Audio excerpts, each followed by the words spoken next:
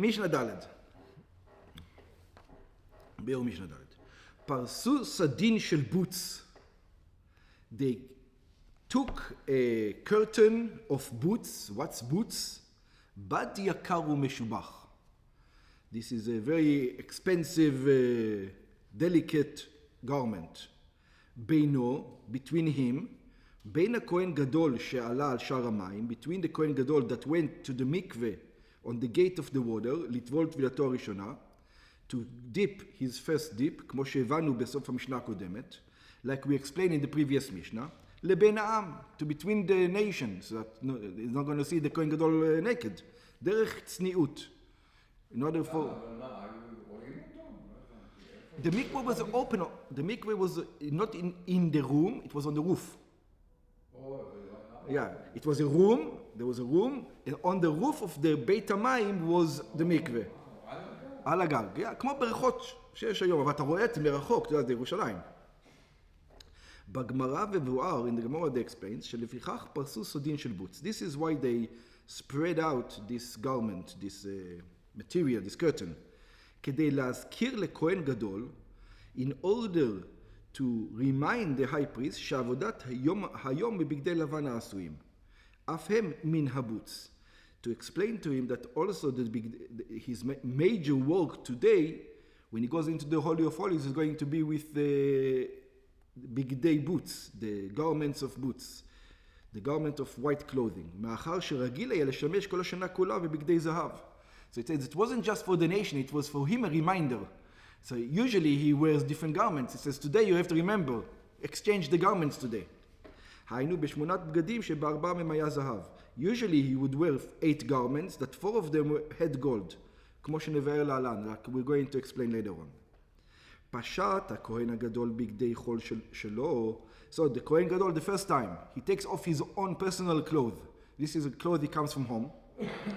ירד וטבל, goes into the mikveh. טבילה ראשונה של היום, the first dipping of the day, the first mikveh of the day, עלה מן המקווה, he goes out from the mikveh, ונסתפג, and he dries himself off. וניגף את גופו בסדין, he dries himself off with a towel. הביאו לו בגדי זהב, so the first time they're going to give him the garments of gold, שמשמש בהם בכל השנה. The same garments he uses the entire year. והם, what are the 8 garments? כותונת, he has the undergarments, we call it, let's call it the shirt, ומכנסיים and the pants, ומצנפת and the hat, ואבנת and the belt, ומעיל וחושן ואפוד וציץ. He has also a מעיל, like a coat, וחושן, the breastplates, ואפוד over here, you know, the shoulders, וציץ, and he had the tzitz also.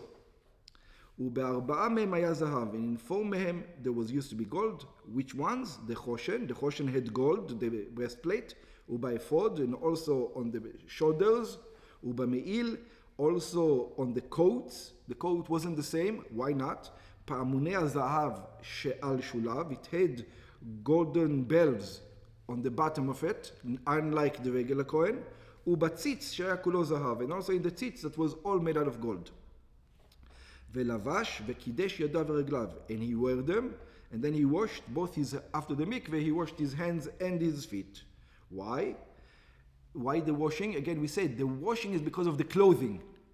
Every time you take off the משום לבישת בגדי הזהב, because he's going to wear the golden clothing.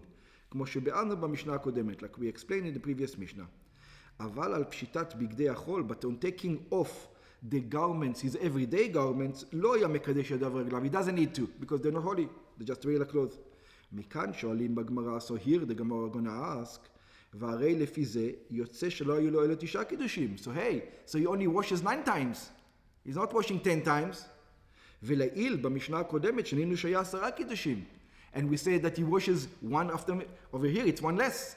Because it's only the one after, the one before he doesn't have 2 on each, but 1 less for the morning.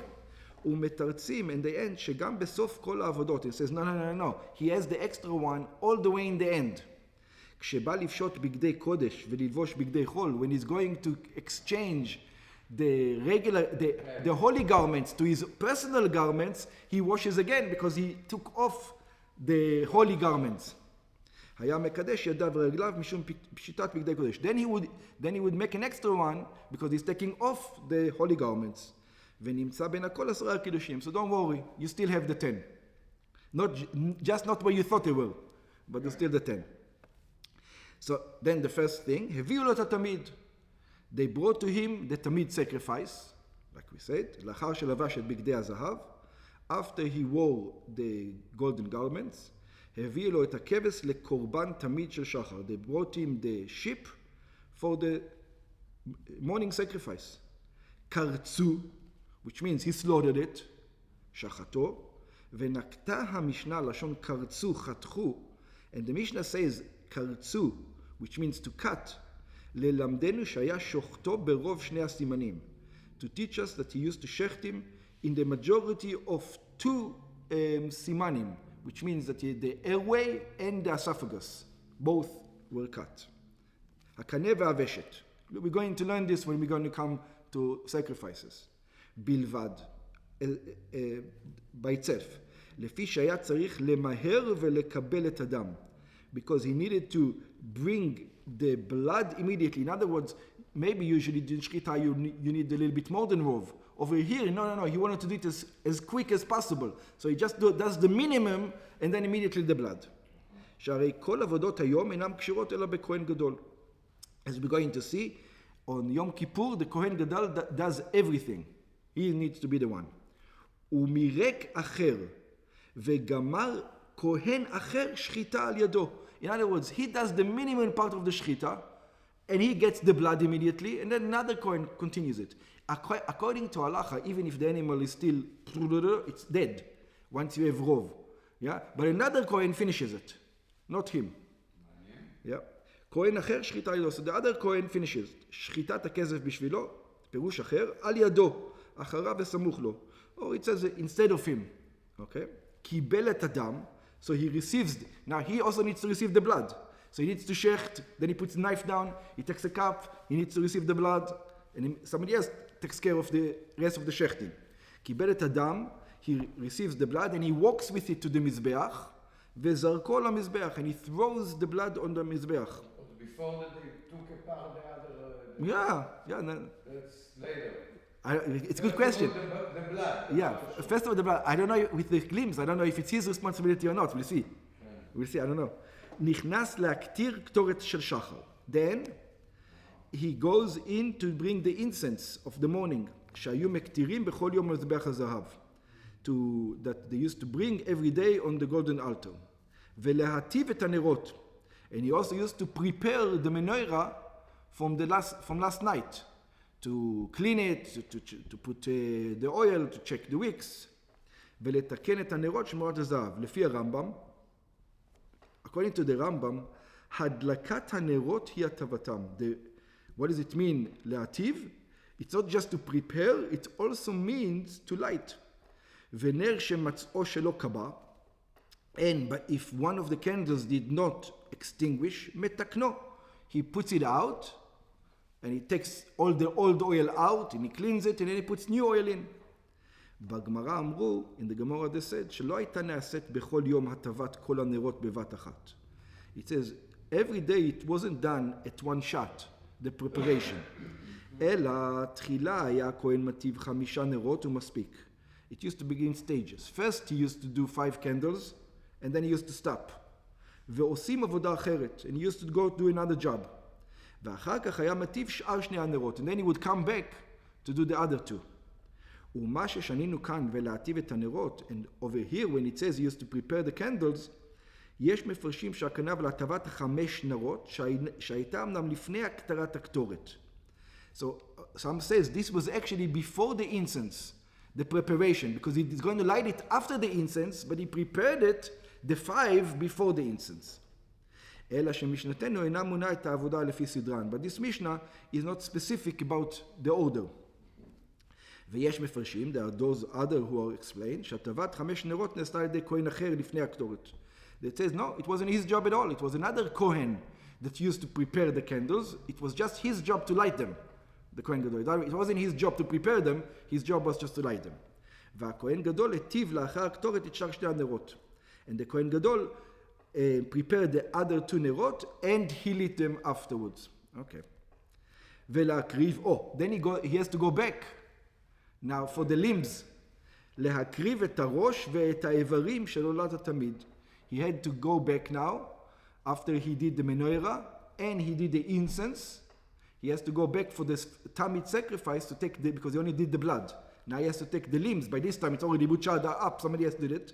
It's already butchered up. He has to take the limbs to the mizbeach. להקריב את הראש ואת האיברים של עולת התמיד. He has to go back and to take all the limbs of the Tamid sacrifice, the morning sacrifice, the sheep, the head, and the other limbs into the mizbeach. Not into the mizbeach, into the altar. ואת החביתין, and also the wheat offering. מנחת הכהן גדול, the wheat offering of the כהן גדול, שהיה מקריב בכל יום, that he used to bring every day, 10 האיפה סולת, 1/10 of איפה fine flour. מחציתה בבוקר ומחציתה בערב. As we're going to see, he's going to bring half in the morning. He used to prepare everything in the morning, but half used to be bought in the morning and half in the evening. ואת היין, בנסח את היין, also he used to bring the wine, כדי להקריב את מנחת התמיד, in order to bring the Tamid sacrifice. ומה שלא הוזכר במשנה, and the reason why the wine is not mentioned, why the flour is not mentioned in the Mishnah, לפי שהיא כלולה בחביתין. It is because it is included in the chavitin. Why is it not? Where's the chavitin? Yeah, but I don't remember including the chavitin though. ואת הקרב חביתין, it says it. את הראש ואת האיברים ואת החביתין. בעניין ששנינו במשנתנו, what we said in our Mishnah, ירד וטבל עלה ונסתפק. We said in the Mishnah, he went down to the mikveh, and then he went up and he dried himself off. כותב בעל משנה למלך, the בעל משנה למלך writes, סיפוק זה הוזכר בגמרא. Him getting dry, it is mentioned in the Gemara. What so? In other words, why do you have to come to me that the guy dried himself off? That has nothing to do with the story. It's not a halacha that he dried himself off. Why do you tell? Who cares? He went to the mikveh. That's the important part. Why you have to tell me he dried himself off? And you're telling me he dried himself off. Why not? Why? וכל שמזכיר טבילת כהן גדול שונה. And then he said, it's not only here, it says, every time the כהן גדול goes into the mikveh, it's the only time it says, עולה ונסתפק. He goes up and he dries himself off. It says, what was so important in dries himself off? And if he's a little bit wet, what happened? Yeah? ולא ראיתי למפרשים אם סיפוק זה הוא חיוב. It says, I didn't see other commentaries if they said that this is an obligation. Yeah? If the Mishnah says you have to mitnagev, maybe it's an obligation that you have to mitnagev, yet you have to dry yourself off. Or דרכו של דבר נקט. Or maybe just the Mishnah wants to tell you this is the way. It's obviously you go to the mikveh, you wash yourself off. It tells you what the guy did. It's not a halacha. It just tells you what he actually did. שמן הסתם כל הטובל מסתבק לאחר טבילה. Because it's obvious that everybody goes to the mikveh, dries himself off. ומדברי רבינו הרמב"ם, מה שמשכיב, but look at the Rambam. If I look at the words of the Rambam, it looks like it's an obligation. He's not allowed not to. He says, what's going on over here? ונראה שחיוב זהו משום שקיים עלן. He says, what kind of an obligation is this? That he needs to dry this? So it's just practical. It's not an obligation. It's not a mitzvah. The Rambam says it is a mitzvah. What's the mitzvah? שאפילו נימה אחת או עפר, because it says, the Rambam says that even if he has one bug on him, or a little bit of dust on him, אם הייתה בין בשר לבגד, if it was between his flesh and the garment, הרי זו חציצה. It's considered to be a separation, and then עבודתו פסולה, and then the entire Yom Kippur is no good. The entire service of Yom Kippur. ולפי זה יש לחוש, and therefore we have to be careful. שמא בטבילה נדבק מבבשרו מאפרירות המים נימה או עפר. He goes to the mikveh. The mikveh didn't have filters like these days. It was a hole with water. And it had, hairs, and it had other stuff floating around, or maybe some dust on the thing. ולפיכך חייב להסתפק אחר הטבילה. This is why he tells the Kohen Gadol, it is part of the service. If you don't make sure that you're completely dry and there's nothing on you, yeah? And then you have to do it every day. להסתפק. Maybe he has to do it every day. Yeah? Yeah, maybe he has to do it every day. Yeah. כיפור היה מקפיד יותר. Maybe Yom Kippur is even more. That's why it says it, yeah. ואף אם נאמר שאין לחוש לזה, even if you're going to say, come on, you worried about too much, that there's going to be a hair, this, well, how much are you going to worry?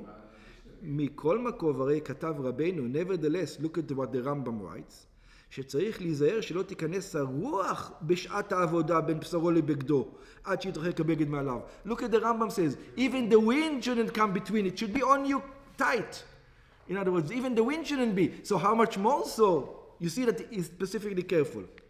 ופשוט שמים אינם נופלים בעניין זה מרוח. And it says, and the water is not worse than wind. ואם כן, צריך להסתפק, and therefore you need to dry yourself off. שמא המים יהיו מבדילים בין הבגד לבשר. So here it's not, you're not worried about that it's a hair or dirt that was in the water that's on your flesh. You worry that the water itself, if you worry that the wind shouldn't be between, how much more the water shouldn't be between. ולפיכך כותב הרמב"ם, and this is why the Rambam writes, והוא לא מסתפק, he goes up and he dries himself off.